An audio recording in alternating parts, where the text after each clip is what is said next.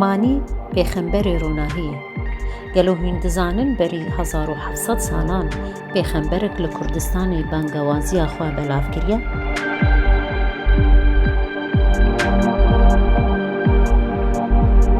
هێندزانن مانی کیە و چ کردە؟ مانی پێخەمبەرێ ڕۆناهیە دە ساڵا 2016 دا لە باژارێ مەردین و ئانگۆمێردین لە کوردستانی ژدایک بووە. باوی وی پاتەک ji Hemedanê hatibû Mezopotamiya.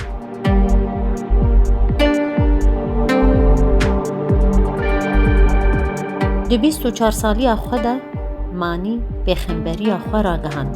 Di wê demê de Pîroz û Mîrşah birayên Şapor Şahê Sasanî dînê wî pejirandin. Pişt re jî Şapor bi xwe jî ew dîn qebûl kir.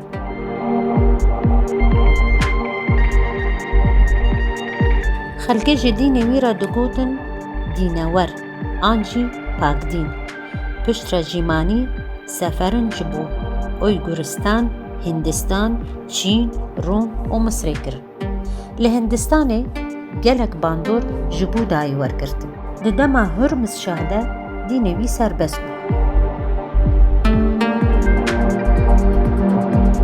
Lê dema Behramê yekem bû padîşah bi lîstika Kertîr Pîrê Zerdeştiyan di sala 274 de ew desteser kirin û paşê jî kuştin û kevlê wî gurandin, qaxistinê û li ser deriyê kelehê hilawîstin.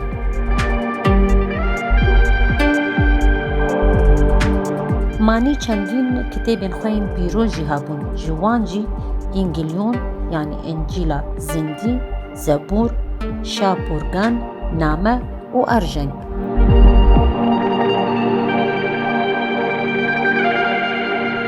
Di dînê xwe de mûzîk, helbest, nîgar, tekst bikardanîn. Li gorî fikrên wî cîhan ji cenga di navbera xêr û şer, leş û ruh, tarî û ronahiyê pêk tê. Dema ruh ji laş cuda dibe, ruh bi ser laş, xêr bi ser şer û ronahî bi ser tarî bi ser dikeve. Bi vî awayî mirov vedgerê li ser eslê xwe ku ronahî ye. Ev dîn serdemek ji Çîn, Hind, Türkistan heta Misr û Romê belav bibû. Îro jî ew dîn di şêweyê yarsan ehlil heq îzdî Qizilbaşê de parasiye. Berê 400 salan li Çîn û Ewropayê bi dawî hatiye. Îro heta niha li Kurdistanê baweriya Manî yani esaleta rojê û ronahiyê weke xwe maye û berdewam dike.